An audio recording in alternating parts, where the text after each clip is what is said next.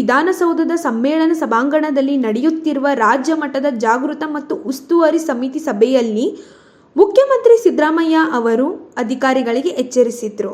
ಜಾತಿ ದೌರ್ಜನ್ಯ ಪ್ರಕರಣಗಳಲ್ಲಿ ಆರೋಪಿಗಳಿಗೆ ಸಲೀಸಾಗಿ ಬೇಲ್ ಸಿಕ್ಕರೆ ಅದು ನಿಮ್ಮ ದೌರ್ಬಲ್ಯ. ಹೀಗಾದರೆ ಜಾತಿ ದೌರ್ಜನ್ಯ ತಡೆಯುವುದು ಸಾಧ್ಯವಿಲ್ಲ. ಪೊಲೀಸ್ ಇಲಾಖೆಯಲ್ಲಿ ಸೀನಿಯರಿಟಿ ಲೀಸ್ಟ್ ಉಲ್ಲಂಘನೆಯಾಗಿ ಪರಿಶಿಷ್ಟರಿಗೆ ಅನ್ಯಾಯ ಆಗುತ್ತಿದೆ. ಸಮಿತಿ ಮುಂದೆ ದೂರು ಬಂದು ನಾವು ಹಿರಿಯ ಅಧಿಕಾರಿಗಳ ಗಮನಕ್ಕೂ ತಂದರೂ ಸಮಸ್ಯೆ ಬಗೆಹರಿಸುತ್ತಿಲ್ಲ ಏಕೆ?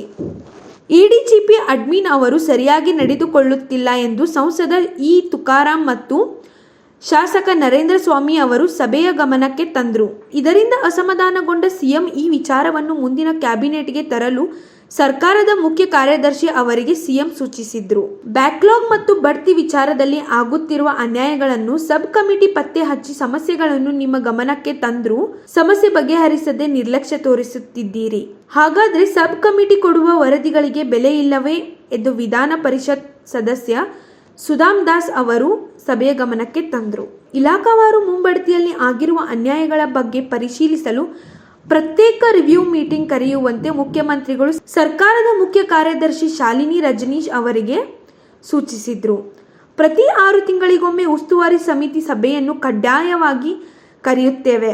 ಈ ಸಭೆಗಳಲ್ಲಿ ಅಧಿಕಾರಿಗಳ ನಿರ್ಲಕ್ಷ್ಯ ಕಂಡು ಬಂದರೆ ಸರ್ಕಾರ ಕ್ರಮ ಕೈಗೊಳ್ಳುತ್ತದೆ ಎಂದು ಸಿಎಂ ಎಚ್ಚರಿಸಿದ್ರು.